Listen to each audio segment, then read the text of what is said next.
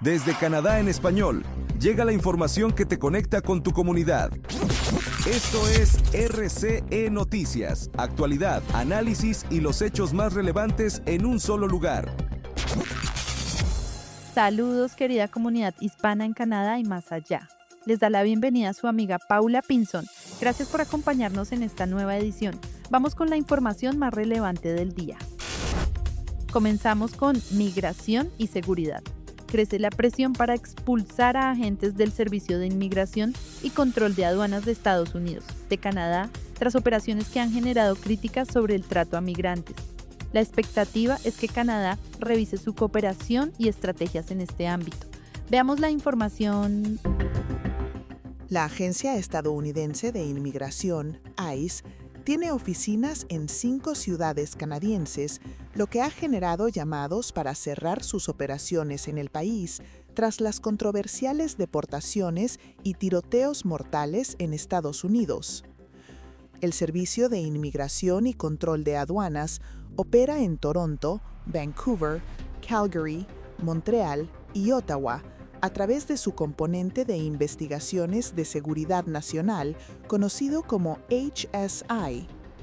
Un portavoz de ICE confirmó a CBC News que estos agentes realizan investigaciones criminales enfocadas en narcotráfico, explotación infantil, contrabando de armas, tráfico de personas y fraude financiero, pero aclaró que son distintos del brazo de deportaciones que encabeza las redadas migratorias en Estados Unidos.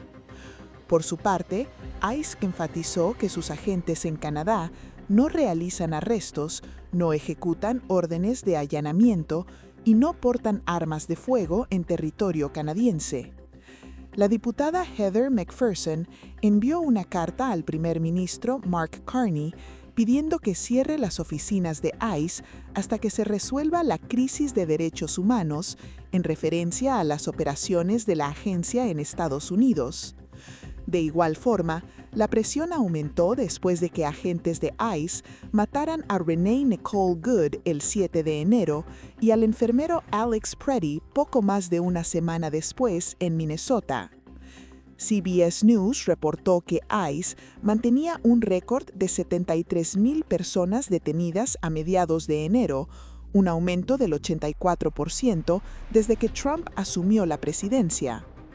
La embajada estadounidense defendió las operaciones de HSI, afirmando que su trabajo se basa en la cooperación, la seguridad pública y el respeto de la ley. En Economía y Producción, el primer ministro Mark Carney eliminó el mandato de autos eléctricos que exigía un porcentaje obligatorio de ventas de vehículos eléctricos, como parte de una nueva estrategia para apoyar la industria automotriz canadiense, en medio de tensiones comerciales con Estados Unidos. Continuamos con los detalles. El primer ministro Mark Carney anunció la eliminación del mandato nacional que obligaba a que todos los autos nuevos vendidos en Canadá fueran eléctricos en la próxima década, reemplazándolo por un nuevo sistema basado en estándares más estrictos de emisiones contaminantes. La nueva política establece metas para los modelos de vehículos entre 2027 y 2032, con el objetivo de presionar a los fabricantes a producir más autos de cero emisiones. El gobierno espera que con este enfoque, el 75% de los vehículos nuevos vendidos en el país sean eléctricos para 2035, una meta inferior al plan original impulsado durante la era del ex primer ministro Justin Trudeau. Funcionarios federales reconocieron que aún no han calculado cuánto dióxido de carbono se reducirá con este nuevo modelo, ya que los análisis técnicos siguen en desarrollo. Como parte de su estrategia, Carney anunció el regreso de incentivos para la compra o arrendamiento de vehículos eléctricos. El programa, valorado en $2.300 millones, ofrecerá hasta $5,000 para autos eléctricos y hasta $2.500 para híbridos enchufables. Para calificar, los vehículos deberán costar menos de $50,000 y ser fabricados en países con acuerdos comerciales con Canadá, lo que excluiría a modelos producidos en China. Sin embargo, el límite de precio no aplicará a vehículos fabricados dentro del país. El gobierno también planea invertir $1.500 millones para expandir la red nacional de estaciones de carga, con el objetivo de reducir la preocupación de los conductores sobre la autonomía de estos vehículos. Además, Ottawa destinará miles de millones de dólares adicionales para apoyar al sector automotor canadiense frente a presiones comerciales de Estados Unidos y para ayudar a las empresas a diversificar mercados internacionales. La eliminación del mandato de vehículos eléctricos se suma a otros cambios en políticas ambientales impulsados por Carney desde que asumió el cargo, incluyendo la eliminación del impuesto al carbono para consumidores y la revisión de otras metas climáticas establecidas durante el gobierno anterior.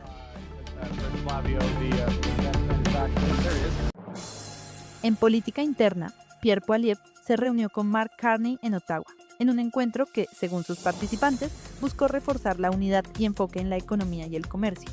Vamos al informe. El líder conservador federal, Pierre Poilievre, se reunió con el primer ministro Mark Carney en el Parlamento de Ottawa en un encuentro privado de aproximadamente 30 minutos, el primero entre ambos líderes en 2026 y coincidiendo con el inicio del periodo legislativo invernal. Tras la reunión, Poilievre calificó la conversación como positiva, pero pidió al gobierno liberal trabajar con la oposición para acelerar medidas que, según él, ayuden a construir un Canadá más asequible, seguro y autosuficiente.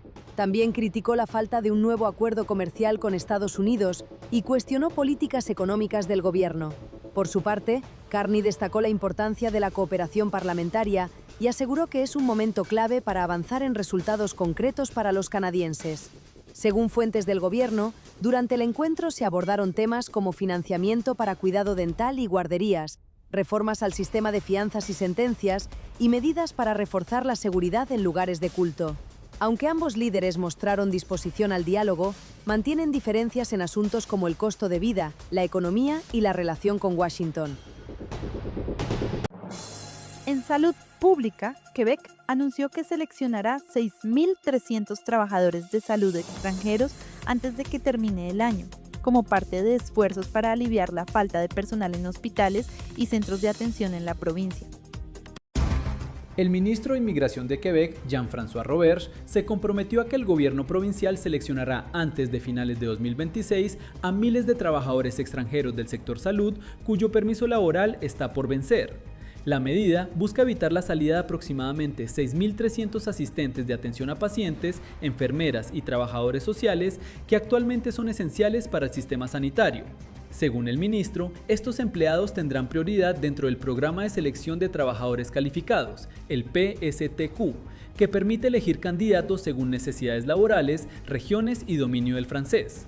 Roberge explicó que el gobierno provincial mantiene conversaciones con Ottawa, ya que la renovación de permisos temporales depende del gobierno federal.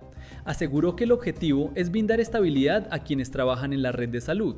Sin embargo, el ministro rechazó otorgar una cláusula de derechos adquiridos para quienes anteriormente calificaban al programa de la experiencia quebequesa, conocido como PEC, que permitía solicitar residencia permanente tras 2 años de trabajo. El nuevo sistema funciona mediante invitaciones, lo que ha generado incertidumbre entre trabajadores inmigrantes. Organizaciones defensoras de derechos de inmigrantes y sindicatos han anunciado manifestaciones en distintas regiones de Quebec para exigir garantías para quienes ya están establecidos en la provincia. Autoridades municipales, incluyendo la Alcaldía de Montreal, también han pedido mayor protección para estos trabajadores. El debate ocurre en medio de preocupaciones por la escasez de personal en el sistema de salud y el impacto que podría tener la salida de trabajadores extranjeros en los servicios médicos de la provincia. En clima, sorprendió a muchos una ola de calor invernal en Columbia Británica, con registros de temperaturas inusualmente altas, llegando hasta 19 grados Celsius en algunas localidades, rompiendo récords históricos para la temporada. Veamos el informe. Una inusual ola de calor invernal está afectando Columbia Británica, donde temperaturas de 2 dígitos han roto récords diarios en al menos una docena de ciudades, desde Vancouver hasta Cranbrook y Dawson Creek.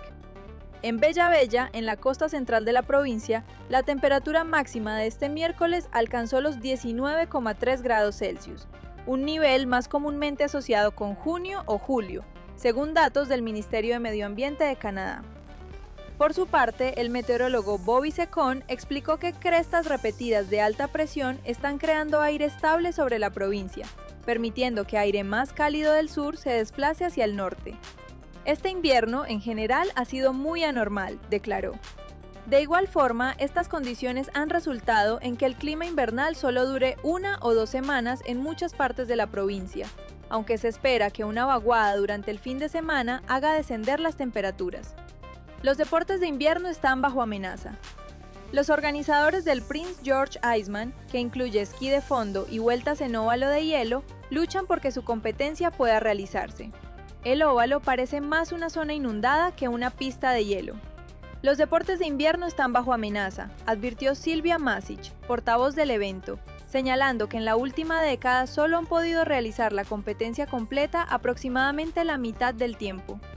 Incluso el Comité Olímpico Internacional está considerando mover futuras ediciones de los Juegos Olímpicos de Invierno a enero para beneficiarse de más nieve y temperaturas más frías.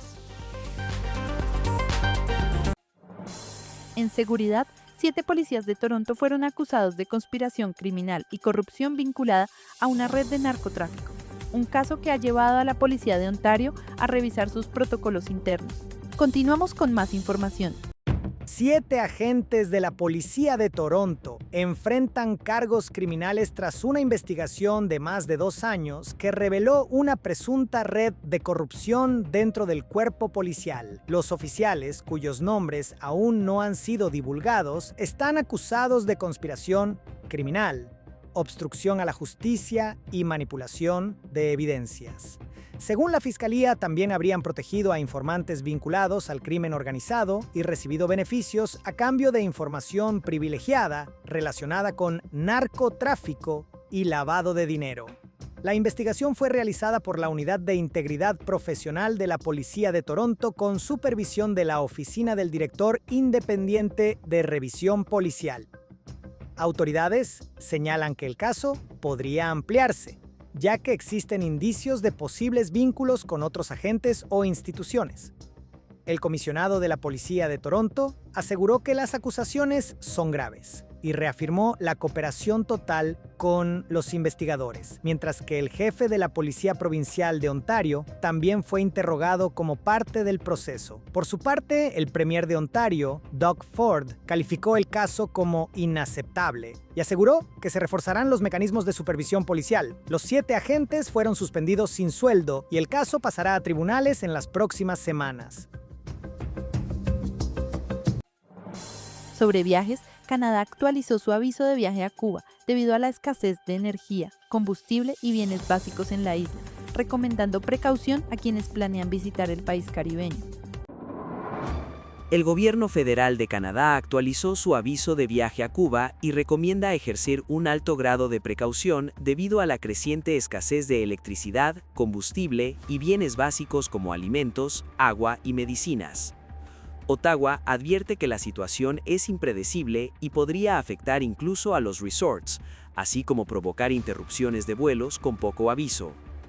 Según el aviso, Cuba enfrenta apagones diarios y cortes inesperados que pueden durar más de 24 horas. Aunque muchos hoteles cuentan con generadores, la falta de combustible podría limitar servicios esenciales como electricidad, agua corriente, agua caliente y alimentos. También se reportan dificultades de transporte por la escasez de gasolina y largas filas en estaciones de servicio. El contexto coincide con una caída del turismo. Datos oficiales muestran una disminución de visitantes canadienses y una baja general de viajeros internacionales a finales de 2025.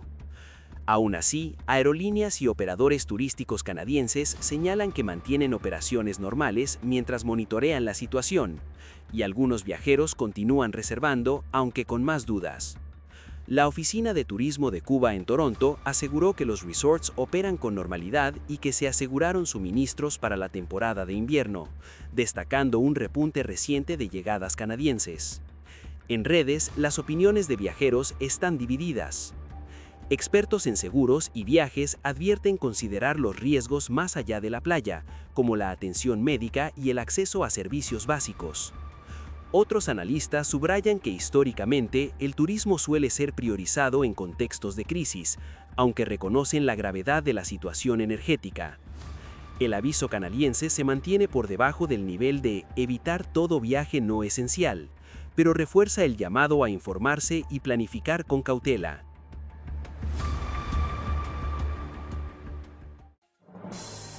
En Estados Unidos, Tom Homan, conocido como el zar de la frontera, anunció la salida de 700 agentes de inmigración en Minnesota, una medida que podría cambiar la dinámica de los operativos migratorios en la región. Muchos se quedan y algunos se van. Tom Homan, el llamado zar fronterizo estadounidense, anunció este miércoles en una conferencia de prensa en Minnesota que varios centenares de agentes del ICE abandonarán el estado tras la cooperación de funcionarios locales en la entrega de inmigrantes arrestados. Dado este aumento sin precedentes de la colaboración y como resultado de la necesidad de contar con menos agentes del orden para realizar este trabajo en un entorno más seguro, he anunciado que con efecto inmediato reduciremos en 700 personas a partir de hoy, 700 agentes del orden. No obstante, un contingente de unos 2.000 efectivos permanecerá en Minnesota, un número excesivamente elevado según los demócratas. Desde el Capitolio, los líderes de la oposición se reunieron en el legislativo para exigir una redistribución presupuestaria y de criterio también respecto a estos funcionarios de seguridad nacional fronteriza. El dinero de los contribuyentes debería utilizarse para hacer la vida más asequible a los estadounidenses comunes, no para brutalizarlos ni para matarlos. El ICE está total y completamente fuera de control. La aplicación de las leyes migratorias debería ser justa, equitativa y humana. Eso no es lo que está sucediendo ahora mismo. Tras semanas de tensión social en las calles minnesotanas, con protestas, represión policial y 2 asesinatos de ciudadanos estadounidenses por parte del ICE, la administración Trump rebaja el tono pero mantiene el objetivo. Si se encuentran en el país sin documentos, no están exentos. Y para ser claros, el presidente Trump tiene la firme intención de lograr deportaciones masivas durante su administración y las medidas de control migratorio continuarán a diario en todo el país. El presidente Trump hizo una promesa y no hemos ordenado lo contrario. El rol del ICE se ha convertido en una de las crisis políticas más espinosas del segundo mandato de Trump. En la mira, la final de la Super Bowl, con la actuación de Bad Bunny, en la que según la NFL no habrá redadas migratorias como anunció el gobierno meses antes. Y en el terreno de la seguridad global, expiró el acuerdo de no proliferación nuclear entre Estados Unidos y Rusia, lo que aumenta la preocupación de observadores internacionales ante nuevos desafíos en la estabilidad mundial. Ya no estamos sujetos al tratado. Estas son las palabras del Ministerio de Asuntos Exteriores de Rusia, ahora que el acuerdo New START llegó a su fecha de expiración. El tratado firmado en 2010 establecía limitaciones al arsenal que ambos países podían poseer en un esfuerzo por limitar el impacto de una posible guerra nuclear. Como saben, el 22 de septiembre propusimos a los estadounidenses ampliar el plazo por 1 año. Sin embargo, no se ha recibido ninguna respuesta oficial por parte de los estadounidenses. Vladimir Putin subrayó que en esta situación actuaremos con cautela y responsabilidad, basándonos en un análisis exhaustivo de la situación general de seguridad y seguimos abiertos a las negociaciones para garantizar la estabilidad estratégica. En ese momento, el presidente estadounidense Donald Trump dijo que le parecía una buena idea, pero no se llevaron a cabo negociaciones. El miércoles, el secretario de Estado estadounidense Marco Rubio no tenía ninguna novedad que comunicar sobre la situación. El acuerdo New START fue firmado por los expresidentes Barack Obama y Dmitry Medvedev en 2010. Limitaba el número de ojivas nucleares a 1.550 en no más de 700 misiles y aviones bombarderos. Además, permitía a ambas partes llevar a cabo inspecciones en el terreno del arsenal de la otra, aunque Rusia suspendió estas inspecciones en 2023 tras el inicio de su guerra en Ucrania. Los acuerdos entre ambos países comenzaron con las conversaciones sobre limitación de armas estratégicas en 1972, lo que significa que esta es la primera vez en más de medio siglo que no existen límites activos para los arsenales atómicos más grandes del planeta, lo que ha suscitado preocupaciones sobre una nueva carrera armamentística. Y así llegamos al final de esta edición. Hoy queremos mandar saludos con cariño a Josefina Serrano Prieto, gracias por sus saludos y bendiciones hasta Venezuela. Richard George, un saludo hasta Grenada. Teresa Jiménez Aguirre, gracias por sus saludos con mucho cariño. Y un mensaje especial para Melania Cana, quien nos agradece por mantenernos informados y nos cuenta lo feliz que está de tener un noticiero en español en Canadá. Gracias por ese mensaje tan bonito. Les recuerdo nuestro WhatsApp +1 438 778 1534. Envíennos sus mensajes, saludos o comentarios y con gusto los compartiremos al aire. Soy su amiga Paula Pinzón. Nos reencontramos en una próxima emisión con más noticias. Bendiciones y tengan una bonita jornada. Suscríbete, dale like y comparte, porque la información no se detiene y nosotros tampoco. Esto fue RCE Noticias. Mantente informado todos los días con las noticias más relevantes de Canadá y del mundo hispanohablante. Sigue conectado a nuestra programación y no te pierdas las próximas emisiones. Aquí, en Canadá en Español. Hasta la próxima.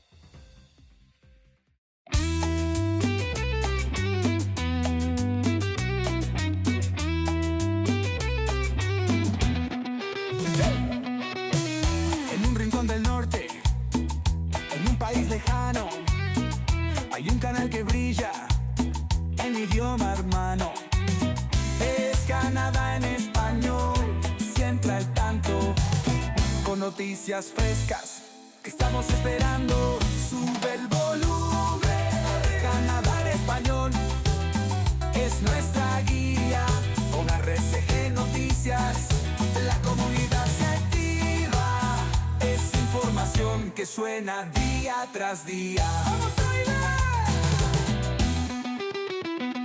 Desde Toronto hasta Vancouver nos conectan con historias y eventos que nos representan. Noticias de aquí y allá, no te desconectas. En RCE Noticias el alma se alimenta. ¡Vamos a bailar! Sube el volumen, Canadá en español es nuestra guía.